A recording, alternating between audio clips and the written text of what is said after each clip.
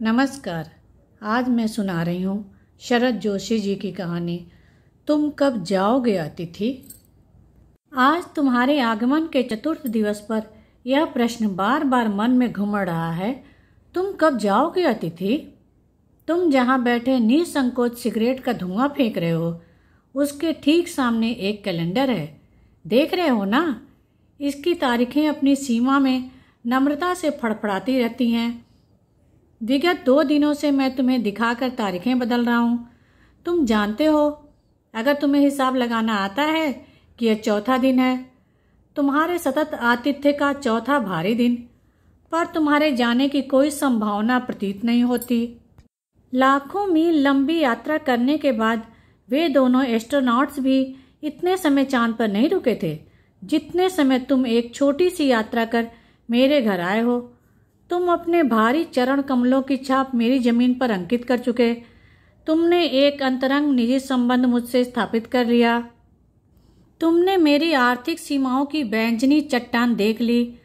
तुम मेरी काफी मिट्टी खोद चुके। अब तुम लौट जाओ अतिथि। तुम्हारे जाने के लिए उच्च समय अर्थात हाई टाइम है। क्या तुम्हें तुम्हारी पृथ्वी नहीं पुकारती।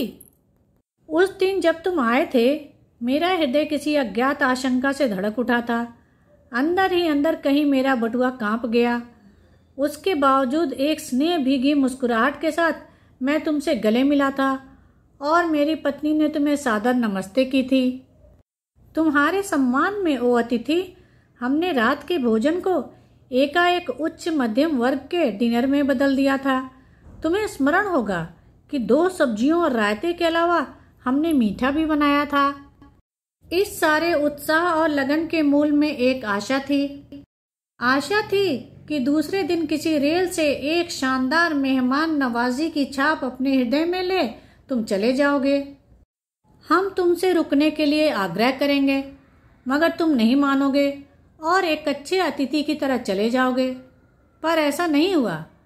दूसरे दिन भी तुम अपनी अतिथि सुलभ मुस्कान लिए घर में ही बने रहे। हमने अपनी पीड़ा पी ली और प्रसन्न बने रहे।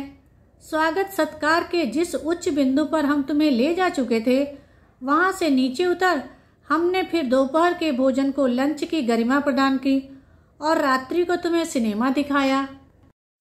हमारे सत्कार का यह आखिरी छोर है, जिससे आगे हम किसी के लिए नहीं बढ़े। इसके तुरंत बाद भावभीनी विदाई का वह भीगा हुआ क्षण आ जाना चाहिए था, जब तुम विदा होते और हम तुम्हें स्टेशन तक छोड़ने जाते, पर तुमने ऐसा नहीं किया। तीसरे दिन की सुबह तुमने मुझसे कहा, मैं धोबी को कपड़े देना चाहता हूँ। यह आघात अप्रत्याशित था और इसकी चोट मार्मिक थी। तुम्हारे सामीप्य की वेला एकाएक यूं रबड़ की तरह खिंच जाएगी, इसका मुझे अनुमान न था। पहली बार मुझे लगा कि अतिथि सदैव देवता नहीं होता, वह मानव और थोड़े अंशों में राक्षस भी हो सकता है। किसी लॉन्ड्री पर दे देते हैं, जल्दी धुल जाएंगे, मैंने कहा। मन ही मन एक विश्वास पल रहा था कि तुम्हें जल्दी जाना है। कहाँ है लॉन्ड्री। चलो चलते हैं, मैंने कहा और अपनी सहज बनियाइन पर औपचारिक कुर्ता डालने लगा।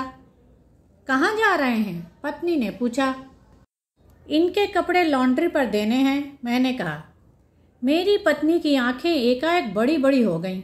आज से कुछ बरस पूर्व उनकी ऐसी आंखें देख मैंने अपने अकेलेपन की यात्रा समाप्त कर बिस्तर खोल दिया था।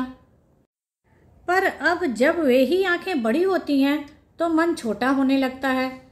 वे इस आशंका और भय से बड़ी हुई थी कि अतिथि अधिक दिनों ठहरेगा, और आशंका निर्मूल नहीं थी। अतिथि, तुम जा नहीं रहे। लॉन्ड्री पर दिए कपड़े धुलकर आ गए और तुम यहीं हो।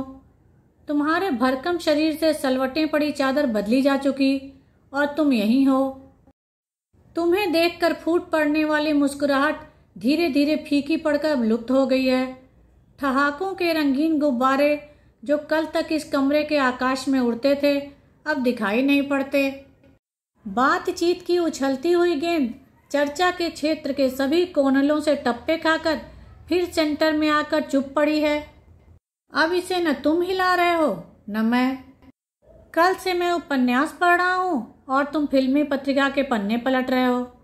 शब्दों का लेन देन मिट गया और चर्चा के विषय चुक गए।